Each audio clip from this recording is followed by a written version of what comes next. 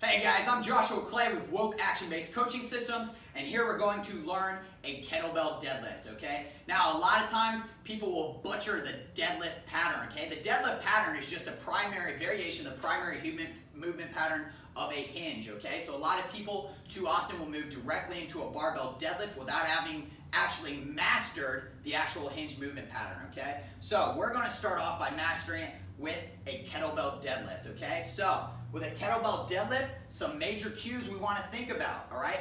Pulling our hips back, maintaining as vertical shin angle as possible. If we get a little knee movement forward, that's fine, so long as we're not driving our knees out over our toes and turning it into a squat, okay? So some subtle differences between a squat and a deadlift. Squat, you're a little more knee dominant, you got an upright torso, whereas with a hinge or a deadlift, a little more hip dominant version, you don't have as much ankle flexion, okay, and our chest or our torso is not going to be as parallel or is not going to be as upright compared to the ground.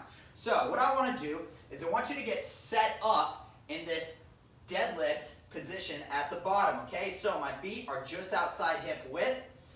What I'm going to do is I'm going to pull my hips back. If our knees come forward, remember that is fine. But one thing I want you to make sure is I want you to think about with this kettlebell handle, if it extended out, it would be sitting, if you looking down, it'd be sitting directly over your midfoot, okay? We don't want it too close or too far because then we have to pull it in before we drive up. So we want to be able to just go directly from point A to point B.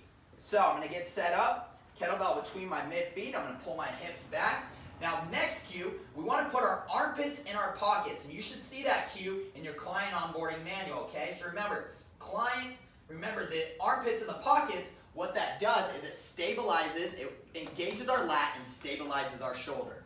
So I'm right here, pulling myself in this deadlift position. I'm thinking about driving through midfoot to heel. Next thing I want you to do is think about breaking this handle in half. So what I'm going to do, put it right here. I want you to watch. We're going to think about just like we do with a push-up, scoring our hands to the ground. Same concept. Watch my limbs. And we're thinking about snapping this handle in half, and what that's going to do is it's going to help us create tension. And remember, tension produces power, tension produces strength. So I'm going to get back into this position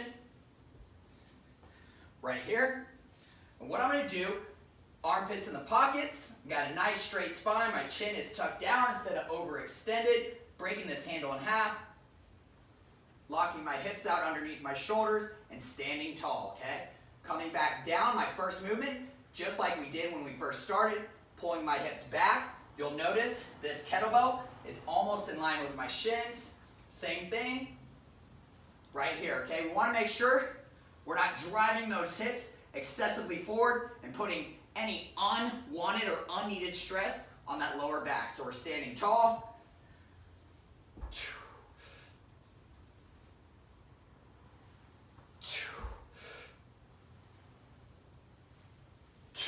I'll do it from the front.